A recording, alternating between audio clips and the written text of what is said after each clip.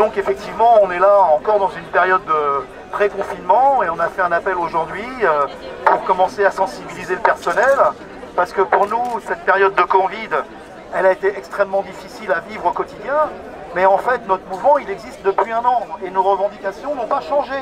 En fait, c'est toujours 300 € pour l'ensemble des personnels, la réouverture de lits pour l'aval des urgences et la création de postes hospitaliers. Alors pour l'instant, vous pourriez vous demander mais pourquoi on est là, puisque M. Véran, le ministre, nous a annoncé des augmentations de salaire. Alors, dites-vous bien qu'on n'est pas dupes, les augmentations de salaire sur la grille qui nous a présenté sur une réévaluation au 15e rang européen, il concerne uniquement les salaires infirmiers. Et nous, on est pour une augmentation de l'ensemble des professions. Donc on va rentrer en négociation centrale à partir du 25, et ça sera sur le tapis, ça sera une revalorisation salariale pour l'ensemble des personnels hospitaliers, parce que l'hôpital, c'est des infirmiers, c'est des aides-soignants, c'est des techniciens de laboratoire, c'est des préparateurs en pharmacie, c'est des ouvriers, c'est des laborantins, c'est des assistantes sociales, c'est des administratifs, enfin voilà. Et en plus, alors il y a ce volet-là déjà, parce qu'il nous tient à cœur et on espère une véritable revalorisation des salaires et des grilles salariales pour une véritable reconnaissance de nos métiers, parce que dans nos métiers c'est la catastrophe. Je vous rappelle, pour ceux qui ne connaissent pas, qu'au niveau de l'assistance clinique des hôpitaux de Paris, il manque 700 infirmières en ce moment. Et ce passage en Covid va encore plus creuser l'écart, parce que les vocations vont s'avérer de plus en plus difficiles pour venir travailler dans un hôpital qui offre des conditions de travail aussi dramatiques. Le Covid a touché 4600 personnes à l'assistance publique qui sont tombées malades dans le personnel. Voilà. Donc il y a ce volet-là, une véritable reconnaissance, de véritable augmentation de salaire. Après, bon, il nous promet la déréglementation des 35 heures, en nous annonçant, ou nous faisant croire que c'est magnifique, on va déréglementer le temps de travail des 35 heures pour que vous puissiez travailler plus et gagner mieux votre vie. Mais c'est à l'inverse strictement de ce qu'attend le personnel. Ils en ont rien à foutre, le personnel, de bosser plus, ils sont déjà épuisés, ils sont éreintés. Ce qu'ils veulent, c'est des embauches. Donc les 35 heures et la déréglementation des heures sup, on n'en veut pas et personne n'en veut à l'hôpital. Voilà, donc ce gouvernement, toujours à des faits d'annonce qui ne portent jamais leurs fruits, ou alors qui ne considèrent que quelques pourcentages du monde hospitalier. On va être derrière avec tous les personnels hospitaliers, le collectif interurgence qui s'est monté l'année dernière pour un mouvement de grève important, le collectif interhospitalier, bien sûr les partenaires sociaux, les syndicats des hôpitaux et tout le monde qui sera pour nous soutenir, les assos, les partis politiques, les interpros. Tout le monde sera bienvenu parce qu'on a une fenêtre de tir en ce moment, elle est importante et il va falloir réagir tous ensemble. Donc encore une fois, je vous remercie d'être venus, ça nous fait vraiment chaud au cœur.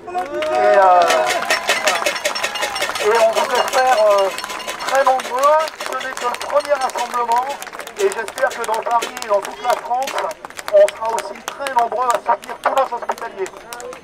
Merci à vous. Allez, oui, hein. Ça va, tu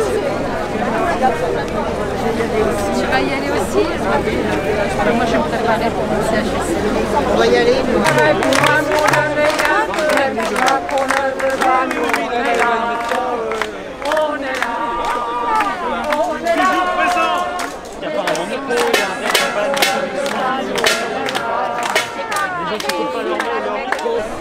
Ah ben, de Montreuil?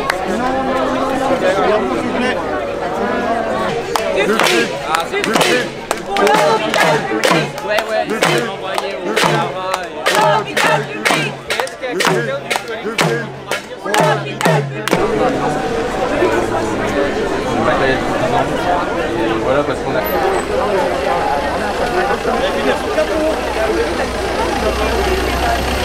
Et donc il va falloir, on recommence de nouveau à maltraiter et nous et les malades pour des raisons économiques.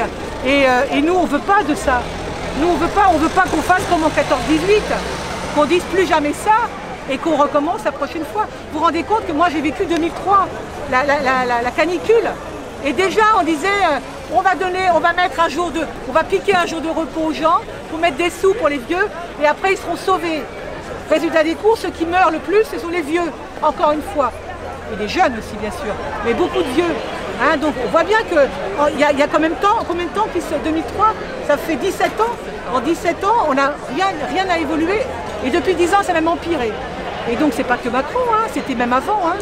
Donc voilà, donc non, on ne peut pas continuer comme ça. Donc il faut qu'on se réveille. Alors nous en tant que soignants, même si ça nous coûte du temps, mais c'est tout le monde, c'est le moment de le faire. C'est le moment parce qu'en même temps, on est de nouveau libre.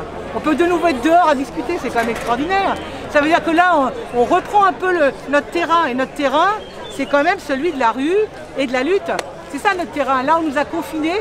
Là, j'avais un truc marqué « Vous ne confinerez pas notre colère hein ». Où est-ce qu'il est là? Voilà. « Vous ne confinerez pas notre colère ». Et ben voilà. Tu vois hein, y a rien. Ce qu'il faut, c'est qu'on arrive à entraîner d'autres. Hein, parce que c'est vital pour nous. Hein, pour nous tous. Hein, que l'hôpital ne ressemble pas à ce qu'il était hier. Et ça dépendra que de nous-mêmes. Diviser pour mieux régner. Comme d'habitude. Donc non. Non. Il faut une augmentation de salaire générale, mais elle est même au-delà des hôpitaux. On ne peut pas vivre avec un SMIC. Tous les travailleurs. Tous les travailleurs. Salut Valérie, t'es là? Et embaucher du personnel. Voilà. Et réouvrir des lits. Vous vous rendez compte qu'il y a quand même des centaines de lits qui ont été fermés parce qu'il manquait des infirmières? C'est des salopards.